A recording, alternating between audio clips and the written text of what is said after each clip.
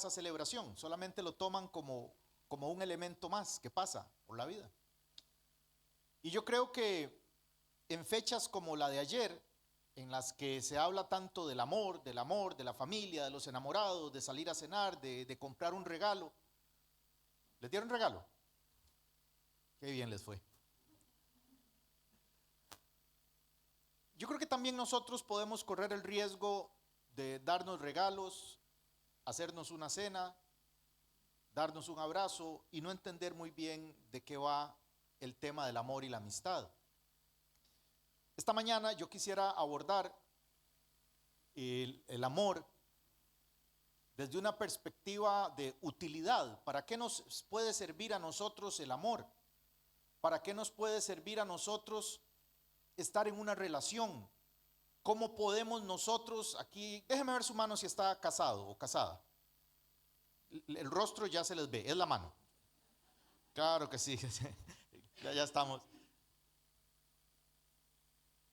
Este es un tema que voy a tocar hoy, que si hubiese únicamente matrimonios, yo puedo decir que es una charla para matrimonios. Si hubiese solamente muchachos solteros, diría que es una charla prematrimonial. Si hubiese solamente padres con sus hijos o sus hijas, podríamos decir que es una charla del amor en la familia. Y si hubiese solamente personas que no tienen ni pareja ni nada más, podríamos decir que es una charla de amor propio. Entonces esta mañana creo que el tema que voy a tocar tiene una utilidad en cualquiera de las circunstancias y en cualquiera de las condiciones en la que usted se encuentre. No pierda su atención en caso de decir es que yo no tengo pareja. No pierda su atención en caso de decir es que yo no tengo hijos, sino que esto nos puede funcionar como parejas, como familia, nos puede funcionar como personas solteras que necesitamos también aprender a amarnos. Amén. Vamos a empezar por decir que uno de los grandes errores que tenemos cuando hablamos del amor es que cuando hablamos de amor usualmente tenemos imágenes en nuestra cabeza que no son bíblicas. Tenemos perspectivas del amor romántico, tenemos perspectivas de la familia, tenemos perspectivas de la crianza que vienen de las películas. Aquí en los años 80, aquí en España o de donde quiera que usted haya nacido o haya vivido, en los años 80 recuerdan una película, 3 películas muy famosas, Rambo, de Sylvester Stallone. ¿Alguien vio Rambo? Déjeme ver su mano si vio Rambo.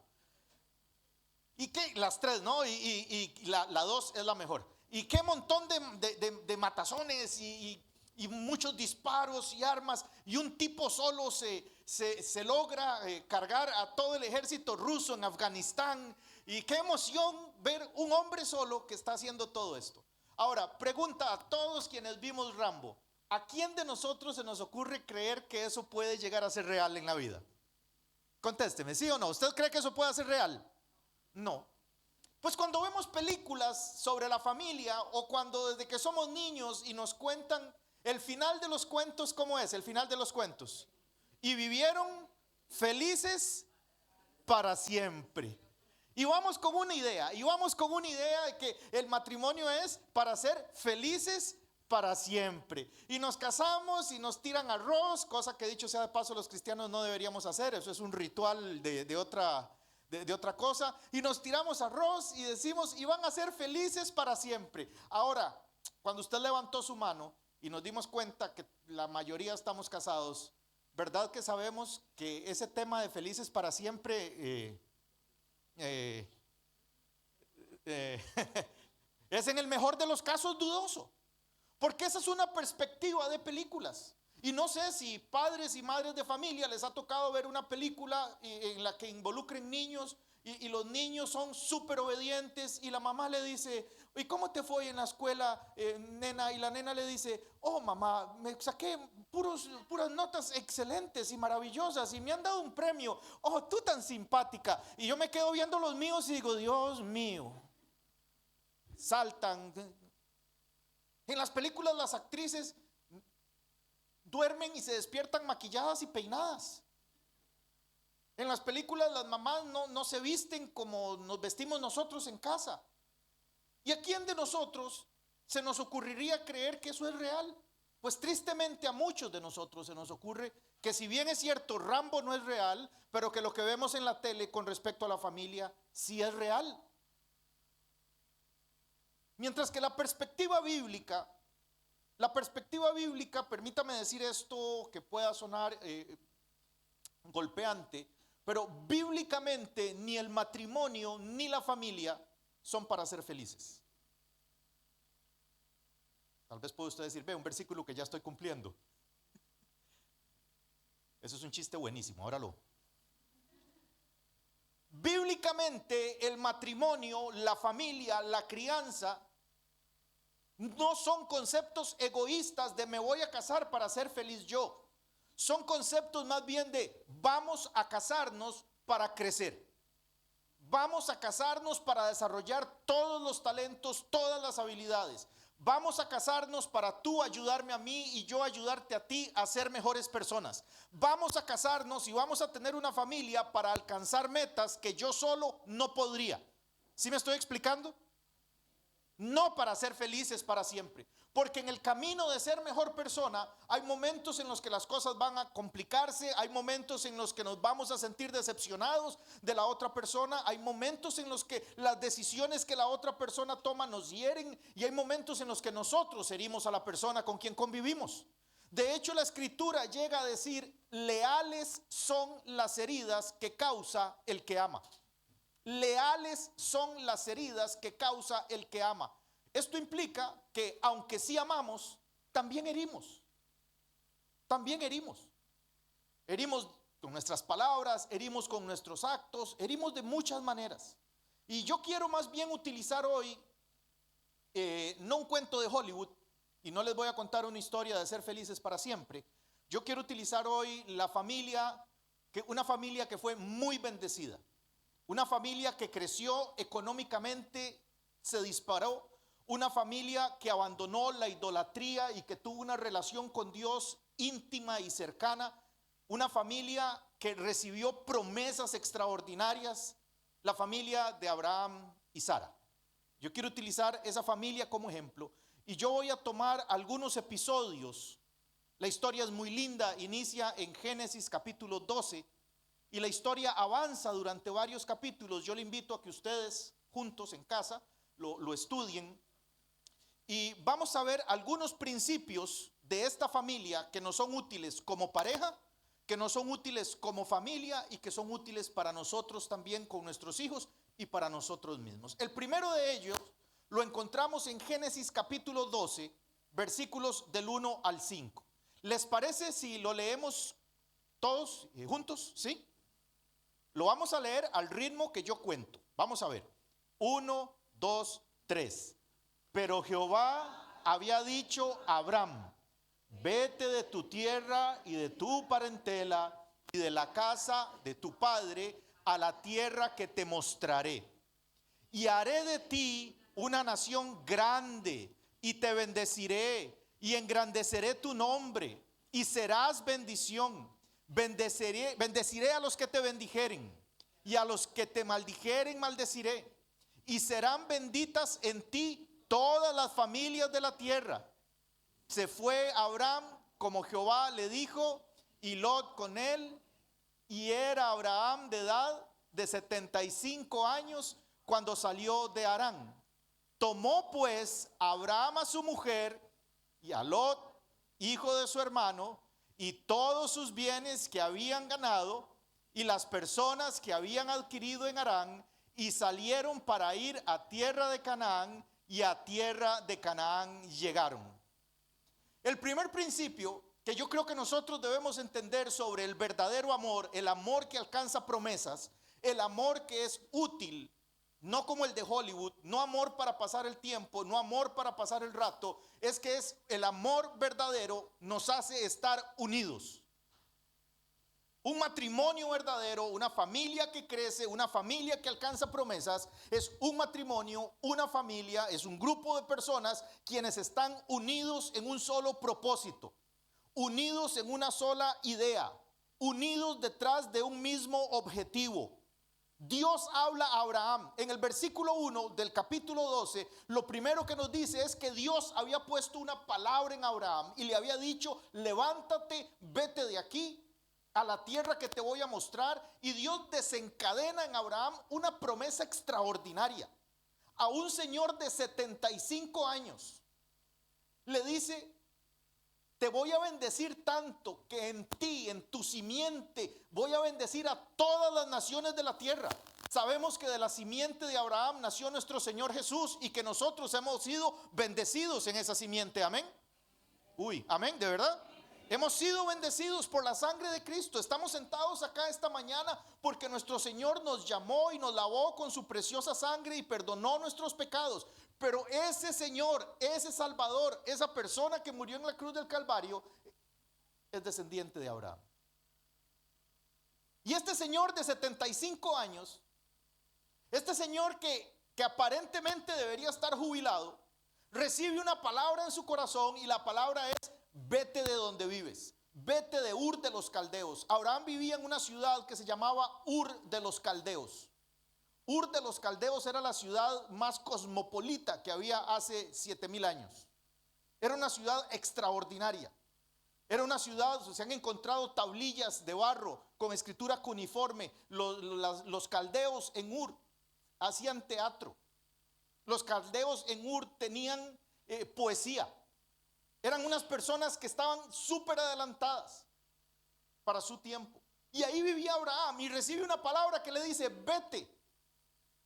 Ahora, que Abraham se haya ido, a mí no me extraña, porque Abraham escuchó la voz del Dios vivo, porque Abraham sintió en su corazón que Dios lo estaba llamando a algo. Y a mí no me extraña que Abraham haya salido de Ur de los Caldeos a una tierra desconocida. Lo que me parece extraordinario de esta historia no es que Abraham haya ido, es que Sara lo haya seguido. Sara no oyó a Dios. Dios no se le apareció a Sara y le dijo: Abraham no está loco, síguelo.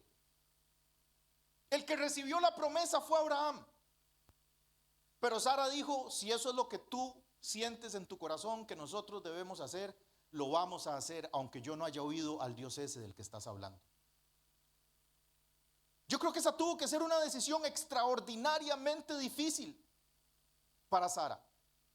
Para Abraham debió haber sido difícil, pero para Sara tuvo que haber sido extraordinariamente difícil. Pero el principio que yo encuentro aquí es que precisamente en los momentos de más dificultad, en los momentos de más incertidumbre, es cuando más juntos debemos estar, es cuando más unidos debemos estar, es cuando más debemos contar con el apoyo de la gente de nuestra casa, es cuando más debemos contar con el apoyo de la persona a quien amamos y de quien nos sentimos amados. Un matrimonio exitoso, un matrimonio que alcanza promesas, no son los más guapos del barrio, no son los más que están más a la moda, no son los que tienen los iPhones más nuevos, no son los que tienen la mejor ropa de invierno y verano. Son las personas que saben mantenerse unidas a pesar de las dificultades de la vida y a pesar de las decisiones difíciles. ¿Sí me estoy explicando?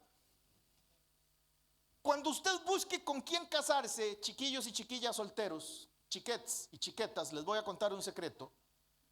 Lo que nos atrae es el físico, ¿cierto? Bueno, no me conteste para que no sé. Lo que nos atrae es el físico.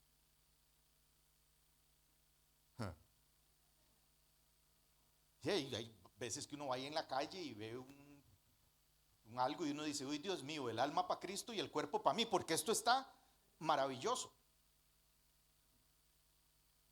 Y yo creo que podemos cometer el error de casarnos con un físico. Todos aquí los que tenemos años ya encima sabemos que el físico cambia.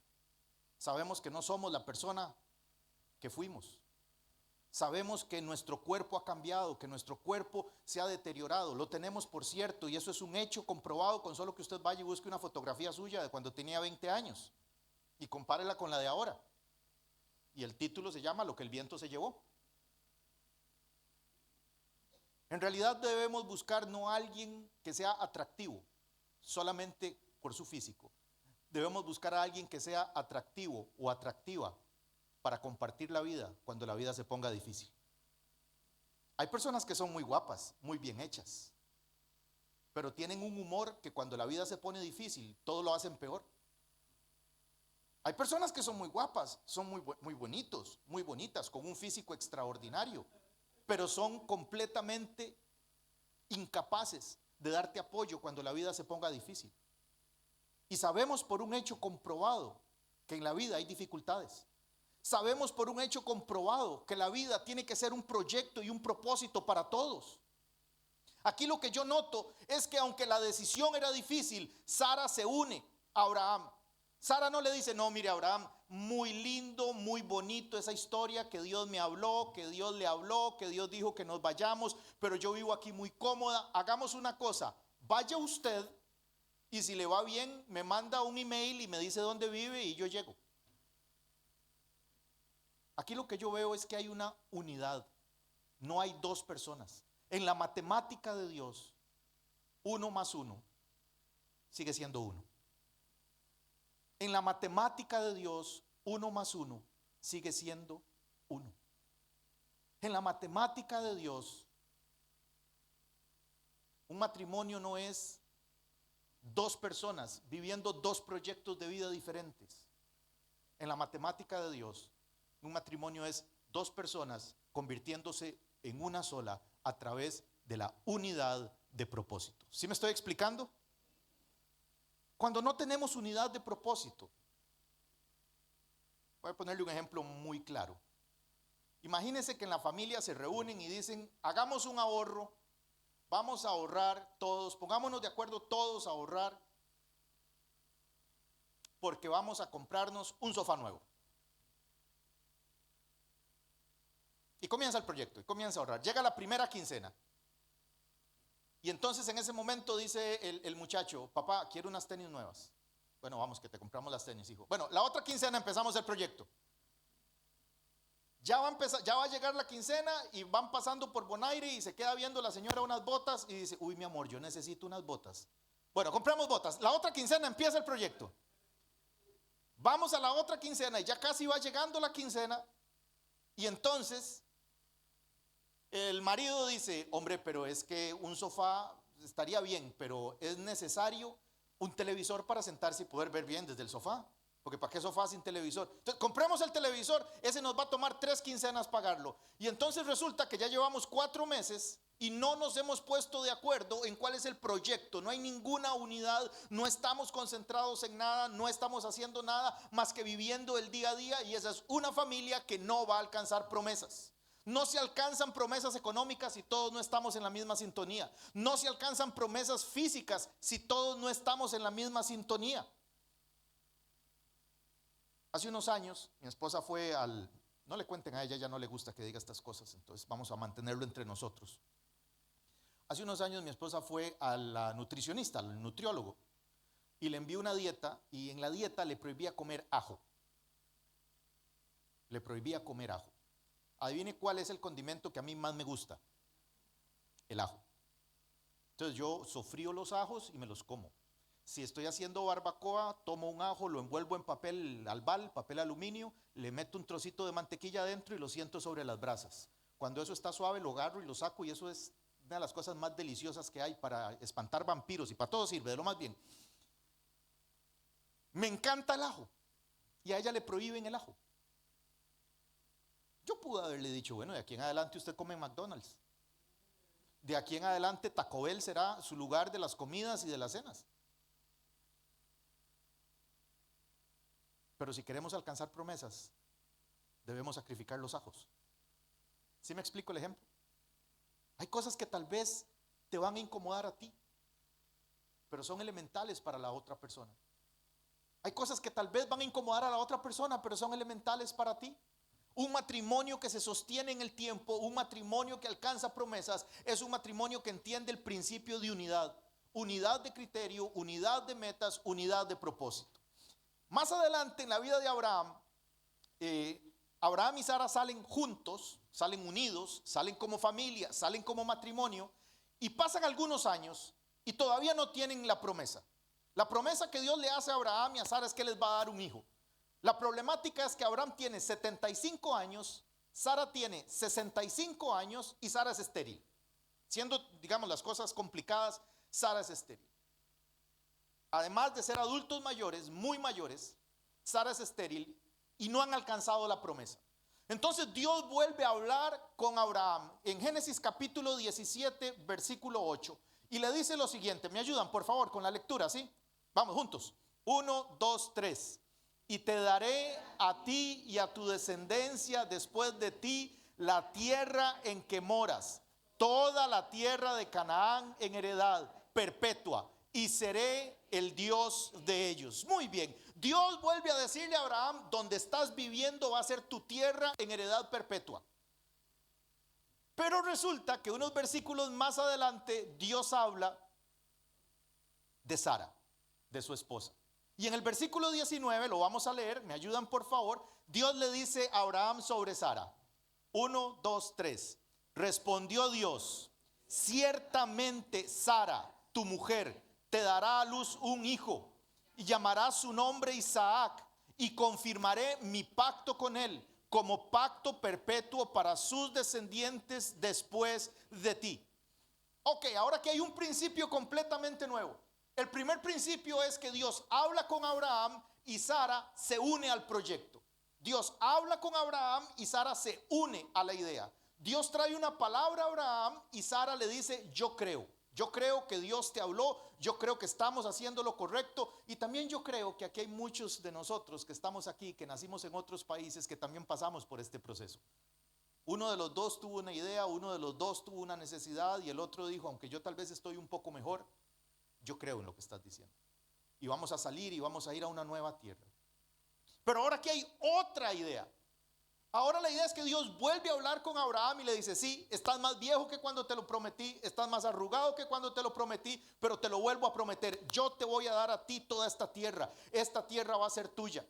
Pero unos versículos más adelante le dice, y a Sara, a tu mujer, le voy a dar descendencia, les voy a dar la promesa, los voy a bendecir económicamente, te voy a bendecir a ti y la voy a bendecir a ella también. Y aquí el principio que vemos es este: la promesa de Dios para la familia es para toda la familia.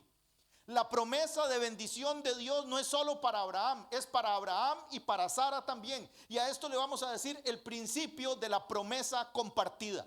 La promesa compartida implica la promesa compartida, lo que me implica y lo que me enseña es que el Dios al que yo le sirvo tiene un interés enorme en bendecirme a mí, pero que si Dios también quiere bendecir a mi esposa y nos unimos, la bendición va a ser todavía mayor que eso. ¿Sí me estoy explicando? El principio de la promesa compartida lo que implica es que ni usted ni yo somos los dueños de toda la verdad. Ni usted ni yo somos los que lo sabemos todo en ningún tema. Ni usted ni yo somos los únicos capaces de tomar decisiones. Ni usted ni yo somos los únicos que sabemos cómo se baila el mambo. Sino que en nuestra relación de pareja, en nuestra relación de familia, todos somos partícipes de la bendición que Dios quiere darnos y todos debemos aportar a esa bendición, y todos es correcto que seamos capaces de recibir de los demás también de esa bendición. Yo sé que aquí no pasa, pero en mi país, y hace muchos años, yo sé que aquí no pasa, en sus casas esto no pasa, pero en mi país era muy común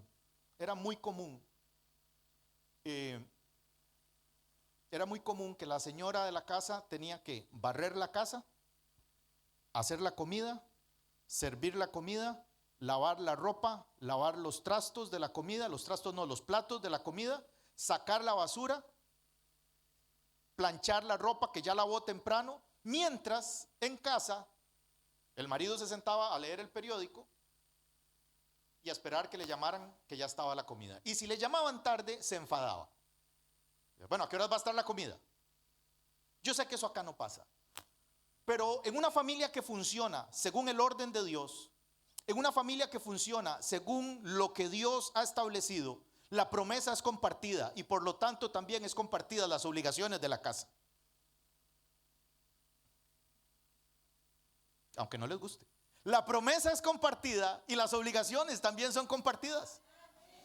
Es imprescindible que todos en casa entendamos que tenemos algo que aportar. En una casa promedio, ni la mayor ni la menor, pero en una casa promedio se preparan 1000 comidas al año. se sacan 780 bolsas de basura al año. En una casa promedio se hace la cama 365 veces al año. En una casa promedio se pasa la escoba y el mocho 8 millones de veces al año, porque eso no termina uno nunca, ¿cierto? Todos debemos colaborar, todos debemos aportar, todos debemos ser parte, porque la promesa es compartida. Dios le dice a Abraham: mira, a ti te voy a bendecir, pero a Sara también la quiero bendecir. Todos tenemos algo que aportar. Hay algo que Dios quiere poner en cada uno de nosotros. Tus manos son útiles para algo. Una de las cosas más terribles que le sucede a la humanidad es que hay personas que creen que no sirven para nada. Hay personas que creen que no aportan nada. Hay personas quienes creen que no sirven para nada. Y eso no es cierto.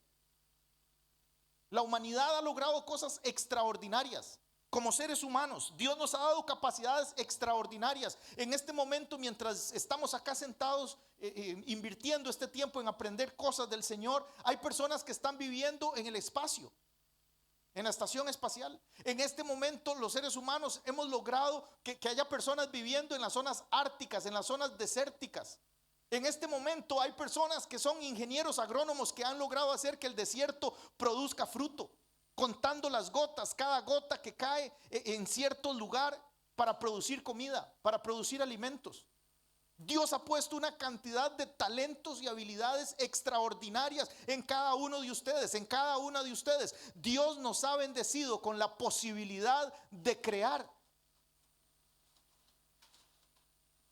No es correcto que uno crea que es que vamos a ver quién saca adelante la familia. No, todos juntos.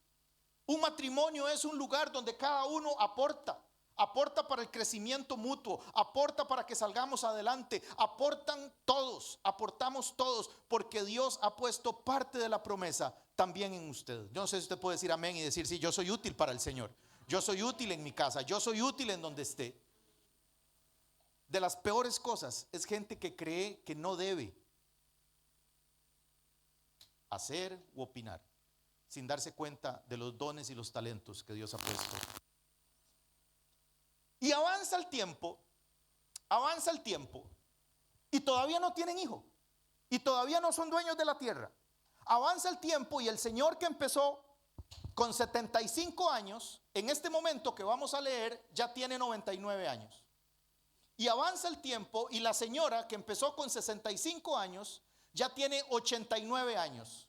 Y avanza el tiempo y la señora que empezó esta historia siendo estéril sigue siendo estéril. Y todavía no han visto su promesa. Y entonces Dios vuelve a acercarse a la tienda de Abraham. Dios vuelve a tratar con Abraham y Dios vuelve a hablar con Abraham. Posiblemente Abraham se sentía desanimado. Pregunta de cristianos sinceros.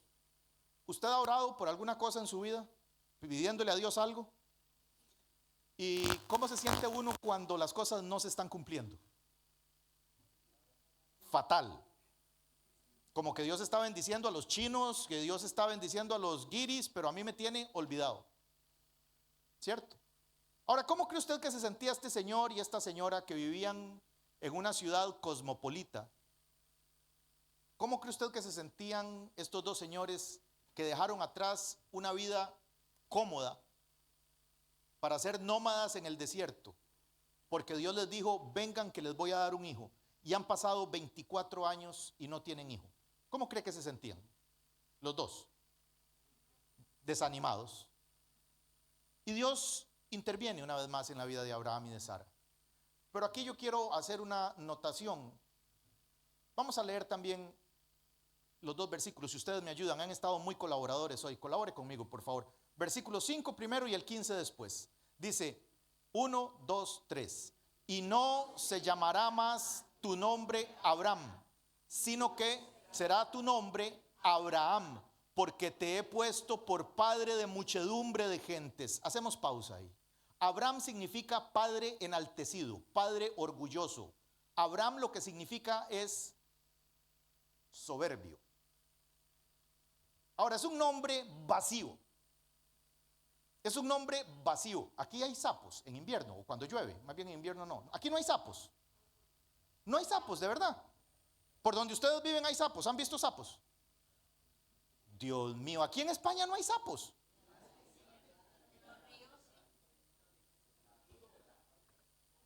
Una cosa tan bonita de la creación, ¿cómo no va a haber sapos? Usted sabe qué arma tiene el sapo. Usted sabe que los sapos no tienen cuernos, no tienen uñas. Cuando un sapo quiere asustar a otro sapo, ¿sabe qué hace un sapo para asustar a otro sapo? Se hincha. No tienen nada más que aire en la panza. De hecho, mi mamá, cuando se enojaba conmigo, cuando yo me portaba mal y yo me ponía a hablar mucho, mi mamá me decía: ay, Ahmed, usted parece un sapo parado.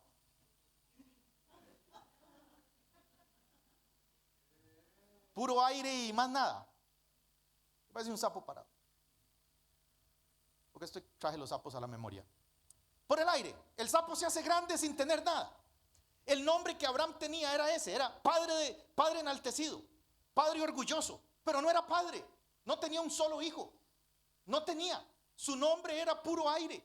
Padre enaltecido. Era casi como una burla. Era casi como una afrenta. Saber que anhelás un hijo. Saber que querés un hijo. Saber que querés la promesa y que no la tenés. Y que cada día que llaman tu nombre. ¿Usted sabe cuál es la palabra que usted más va a oír en la historia de su vida? Su nombre. Es la palabra que más veces va a oír usted en la historia de su vida. Su nombre. Y Abraham llevaba 99 años de escuchar un nombre que lo violentaba, un nombre que era una afrenta para él, un nombre que le recordaba cada día y a cada instante precisamente que no tenía lo que él quería en su vida. Era un nombre casi que humillante dada su condición. Y su mujer todos los días le decía ese nombre. Y en su casa todos los días le decían ese nombre. Y ahora leamos por favor el versículo 15, si me ayudan, si son tan amables. 1, 2, 3. Dijo también Dios a Abraham: a Sarai tu mujer no la llamarás Sarai, mas Sara será su nombre. Porque aquí hay otro problema. Sarai, con I al final, Sarai significa amarga. Es la palabra para amarga o amargada. Y Sara, bueno, Sara lo que significa es princesa, pero Sarai con I lo que significa es amarga. Ahora mire usted qué pareja. El sapo parado, dijo mi mamá, el padre enaltecido y la amarga. Y todos los días la comunicación entre ellos es: amarga, buenos días, padre enaltecido, orgulloso, soberbio. Amarga, ya está la comida, venga y me ayuda, soberbio. Cualquier parecido con muchas de nuestras familias es mera coincidencia.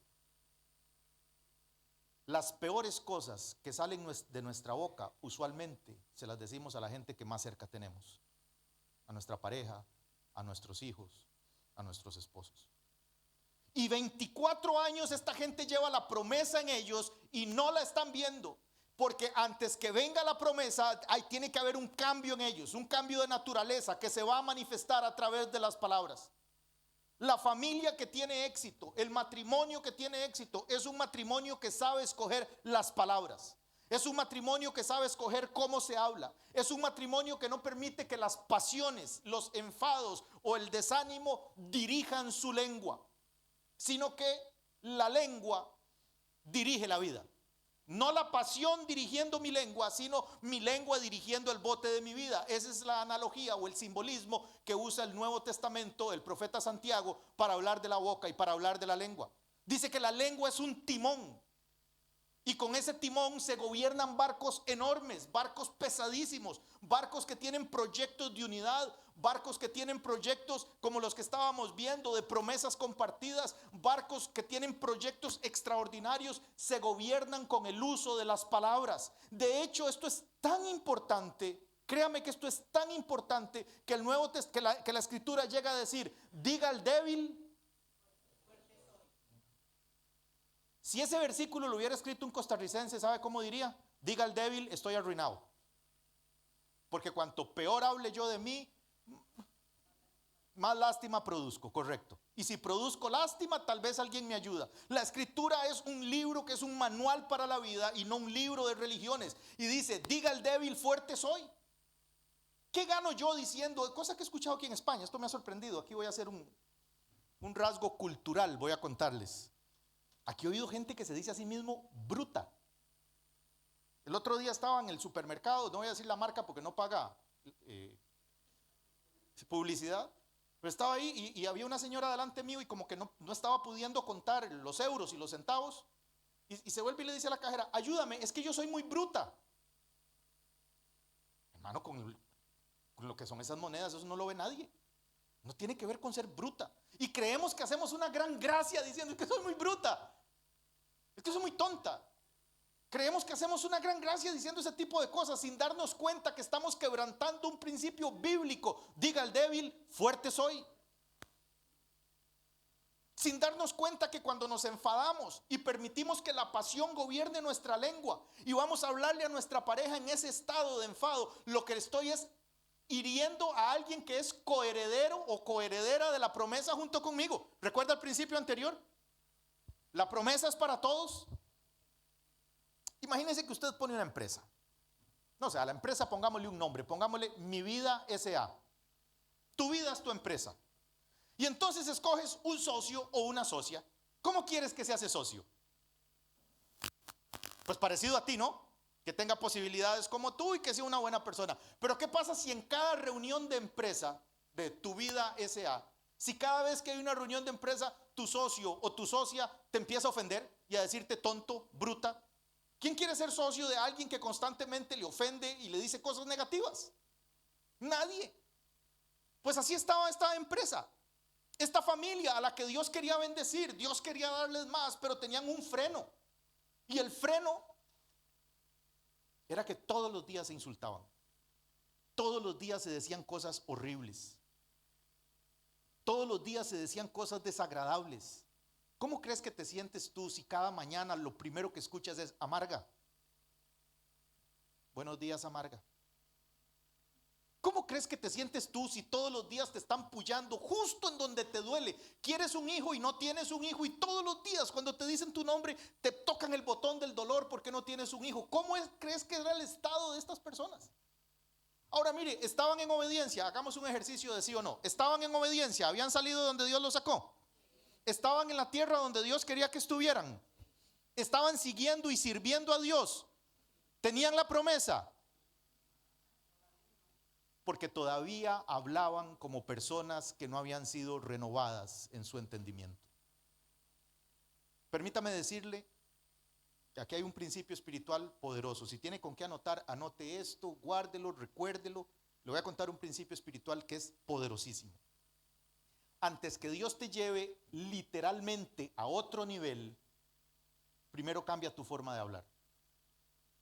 Uno de los cambios más certeros para saber que Dios está moviendo a alguien es escucharle hablar. Una de las formas más certeras, más exactas para saber que Dios está haciendo algo en la vida de alguien es escuchar cómo habla. Antes de que esta pareja tuviera el hijo que tanto habían anhelado, primero Dios se mete con la forma en la que se hablan el uno al otro. Ahora, iglesia hermosa, iglesia linda, hermanos y hermanas, estamos hablando de amor. Estamos hablando del 14 de febrero, estamos hablando de pareja y de familia. Yo me hago una pregunta. Al Dios del cielo y de la tierra, que podía sanar a Sara de su esterilidad, de hecho la sanó de su esterilidad, ese Dios podía hacer que esta gente quedara embarazada, aunque se siguieran diciendo amarga y amargada, y soberbio y sapoparado y todo eso. ¿Sí podía o no podía? Ahora, la pregunta teológica es, la pregunta práctica es, ¿por qué entonces, antes de que les dé la promesa, les cambia la forma de hablar? Para que cuidan la promesa. Porque ese hijo que van a nacer es un hijo sobrenatural. Es un hijo en el cual está depositada, a su vez también, la promesa de bendecir todas las naciones de la tierra. Ese hijo que va a nacer tiene que ser cuidado por estos dos señores. Y mientras ellos se hablen así de feo, mientras ellos se griten así de feo, mientras se falten el respeto así de feo, no les puede dar la promesa porque la promesa se va a echar a perder. ¿Sí me estoy explicando? También nosotros tenemos que prestar atención cómo hablamos, porque el matrimonio que queremos que nuestros hijos e hijas tengan depende mucho de cómo ellos nos ven a nosotros actuar y hablar todos los días. La capacidad que tengan nuestros hijos para resolver problemas depende mucho de cómo nos hayan visto a nosotros resolver problemas. La forma en la que nuestros hijos hablen va a depender mucho de la forma en la que nos han escuchado a nosotros hablar. Si en mi hogar donde crecieron mis hijos me hubiesen visto pegarle gritos a Marta todos los días, ¿sabe qué van a hacer ellos en su matrimonio? Infelices y pegar gritos. Y van a hacer infeliz a la pobre mujer con la que se casen o al pobre hombre con el que se casen, que no tiene la culpa de nada. Dios cambia la forma en la que esta gente habla, porque va a poner un hijo ahí, va a poner la promesa ahí, va a haber una bendición extraordinaria de Dios ahí. Y este principio aplica a lo largo de todo el esquema bíblico de promesas. Cuando Dios quiere bendecirte financieramente, antes de darte dinero, tenés que aprender las capacidades de administrar. La Biblia dice, cada día traerá su propio afán. Y también podemos entender que cada etapa de la vida tiene sus propios desafíos. Cada etapa del dinero tiene sus propios desafíos. Creí que iban a decir amén y todo. Las palabras en tu hogar. Claro que cuando estamos contentos es más fácil decir cariño, te amo, te quiero, besitos.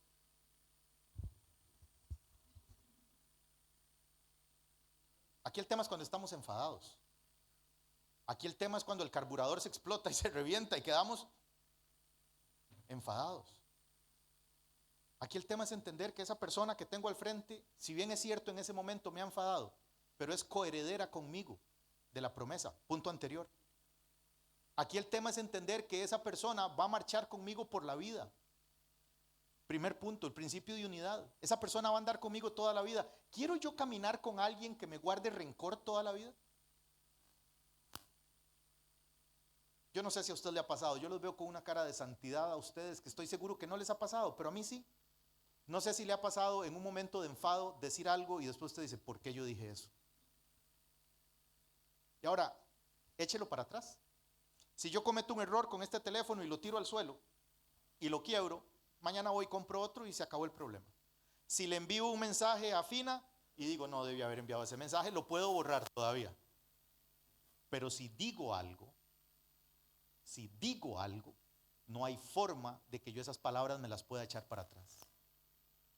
Y qué cosa tan terrible saber que con la persona que estás compartiendo la vida, o sea, principio de unidad, qué cosa tan terrible saber que la persona con la que estás compartiendo la promesa, principio de la promesa para todos, es también la persona que te lleva rencor porque le has herido con tu boca. Dice la Biblia, ya casi voy a terminar. Dice la Biblia que hay hombres, refiriéndose a la humanidad, no solo a los varones, cuyas palabras son como golpes de espada, pero que la lengua del sabio es bálsamo para el alma. Hay personas que constantemente hieren y ofenden en un rato de enfado, y la promesa no llega, y la promesa no se manifiesta, y la promesa no se hace real. El amor que alcanza promesas es un amor que aprende a hablarse. Es un amor que no ofende. Es un amor que está unido, que tiene el mismo propósito. Es un amor que alcanza metas porque están unidos en ese propósito. Es un amor que se restaura el uno al otro. El amor que alcanza promesas. Es un amor que a veces dice, mira, si este es tu proyecto, a mí no me suena, pero voy con él. Estamos unidos. Eso es tan diferente cuando estás en una relación, en una situación familiar o matrimonial y te sale algo mal y la otra persona dice, te lo dije, ¿viste? Ha habido el famoso, te lo dije. Yo sé que a ustedes no, pero a mí viera que me lo han dicho en otras épocas de mi vida. Me han dicho el famoso, te lo dije. ¿Qué le aporta a mi vida si me está yendo mal en algo? Que tú me digas, te lo dije. ¿Qué me aporta? Enfado, enojo, ira, y me estás humillando. ¿Qué le aporta a la vida de una pareja, de un padre o de una madre? El famoso te lo dije. ¿Qué le aporta el yo sabía que esto iba a pasar? ¿Qué le aporta? Yo sabía que esto iba a pasar. Uy, claro. Profetizar con el periódico del día anterior. Claro, cuando las cosas van mal, yo sabía que te iba a pasar. Cuando las cosas salen mal, viste que yo te lo dije. El amor que alcanza promesas es un amor que está unido en propósito. Y nos va bien a los dos. Y nos va mal a los dos. Y te duele y me duele a mí también. Y tú no puedes comer ajo, yo no como mis ajos. Y que me ataquen los vampiros, pero voy sin ajos. El amor que alcanza promesas es un amor que se une a proyectos de vida. El amor que alcanza promesas es un amor que comparte y que aporta. Y el amor que alcanza promesas es un amor que aprende a hablarse y que aprende que cada herida que doy con mis palabras va a quedar marcada en el alma, no en el WhatsApp, en el alma de esa persona. El amor que alcanza promesas no se acaba cuando el cuerpo se arruga, no se acaba cuando aparecen las canas. Eso es el erotismo, en todo caso. Pero el amor que alcanza promesas se mantiene unido a través de los momentos difíciles, no porque se causan momentos difíciles el uno al otro, sino porque juntos comparten promesas y aprenden a hablarse. Tal vez usted esta mañana no tiene pareja. También es importante que aprenda a hablarse. También es importante que en su vida aprenda a buscar a alguien que no solo se vea bien físicamente, sino que sea alguien con quien usted pueda tener una discusión sin ser herido o herida por las palabras. El amor que alcanza promesas es un amor de compañerismo, es un amor bendecido por Dios, porque hay unidad y Dios es un Dios de unidad, porque hay promesas y Dios es un Dios de promesas, y porque hay palabras de fe, porque Dios es un Dios de fe. No se necesita fe para decirle las cosas más feas que tú sabes de tu pareja. ¿Ustedes recuerdan la historia? ¿Me dejan 5 minutos más? ¿Ustedes recuerdan la historia de Sansón y Dalila? ¿Cuál era la característica de Sansón?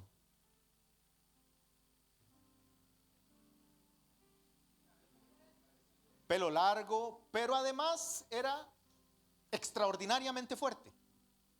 Yo no creo que Sansón haya sido ni alto ni musculoso. No creo que haya sido como yo. Yo creo que Sansón era más bien, en mi país decimos fifiriche, flaquito, porque su fuerza era sobrenatural. Su fuerza venía del pacto con Dios. Y su pelo era la señal del pacto, la señal del nazareo. Y Sansón escoge muy mal sus mujeres. Escoge muy mal sus mujeres. Pero hay una mujer que él escoge en particular que se llama Dalila, que es la que lo traiciona. Y la pregunta que se han hecho por generaciones es: ¿por qué Dalila traiciona a Sansón? ¿Por qué Dalila traiciona a Sansón? La sabiduría hebrea en sus libros, que no son la Biblia, sus libros, otros libros de tradición hebrea, de tradición oral, dicen que Dalila traiciona a Sansón porque cuando le vio desnudo, vio que era como cualquier otro hombre. Recuerdan que Dalila era prostituta, o sea, conocía, tenía camino recorrido, digamos. Y cuando se acostó con Sansón, vio que era como cualquier otro hombre, y por eso lo traiciona. La persona que verdaderamente nos conoce en la intimidad, en nuestros peores ratos, en nuestros ratos de llanto, de depresión, de tristeza, de desánimo, de dolor y de miedos, no debería ser alguien que nos traicione, sino debería ser alguien que nos ame, que nos apoye y que nos hable bien. Y que cuando peor nos sentimos, no diga: este es como cualquier otro, o esta es como cualquier otra. No, esta es la persona que Dios puso en mi vida para compartir promesas. Esta es la persona que Dios puso en mi vida para alcanzar grandes cosas. Esta es la persona que Dios puso en mi vida para que mis palabras le bendigan. No se llamará más tu nombre Abraham, padre orgulloso, sino Abraham. Ahora te vas a llamar padre de multitudes. Y no se llamará más tu nombre amarga, sino se llamará tu nombre princesa. Y 3 meses después, Sara quedó embarazada en un milagro extraordinario. El poder de las palabras es tan extraordinario que logró que en 3 meses este señor de 99 años convenciera a esta viejita de 74. Oiga, con solo 3 meses de decirle princesa, la convenció de tal forma y tal manera que la preñó. El poder de las palabras. La convenció de tal forma y tal manera que Dios le había hablado y que le iba a dar un hijo, y la montó en una terapia de Dios. O sea, es que este señor es increíble. Hablando de Dios, consiguió que Sara se acostara con él. La montó en una terapia que Dios me dijo que esta vez sí, que ahora que venga, que vea que aquí las puse, que no las encuentro. Y cuando Sara se dio cuenta tenía náuseas en la mañana y achaques. Cosas cambian, pero primero cambió su forma de hablar. ¿Sí me expliqué este punto? El amor que alcanza promesas es un amor que se mantiene unido, es un amor que comparte promesas, pero es un amor que habla de promesas cumplidas, no de dolores ni de heridas. Vamos a ponernos de pie esta mañana.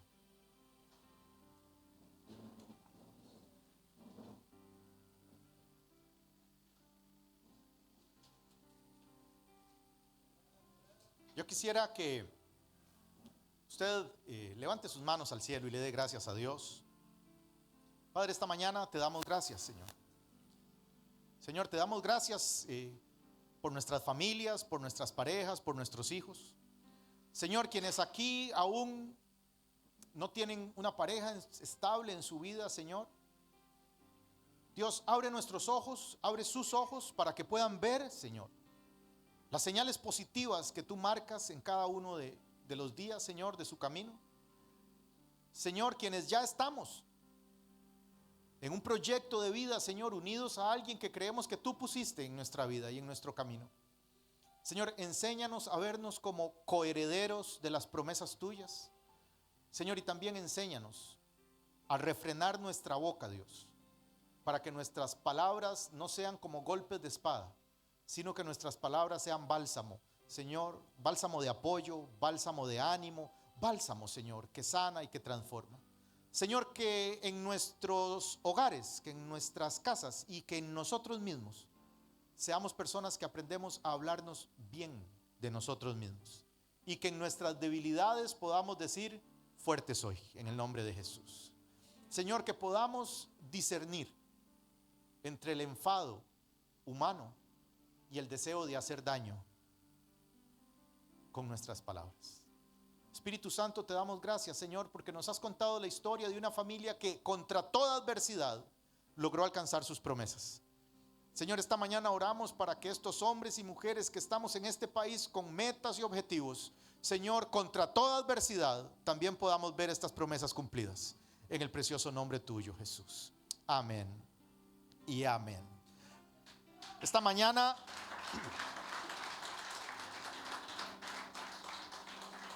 quiero, así de pie, 2 cositas y terminamos.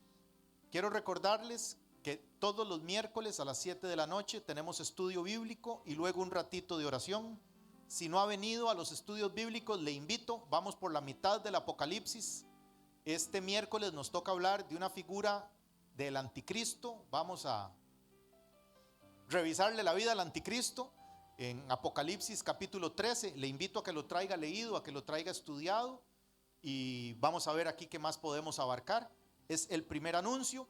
El segundo se me olvidó, pero bueno, no, el segundo no se me olvidó. Ustedes se pueden haber dado cuenta que los hermanos de limpieza y de ornato han hecho unos cambios, de mantenimiento han hecho unos cambios, y la sala para niños y niñas más pequeñitos ahora está en la entrada a la derecha. Esto es para poder atenderles mejor. Ahí también está el cambiador y está para que ellos puedan estar ahí con más tranquilidad también, y nosotros no les interrumpamos.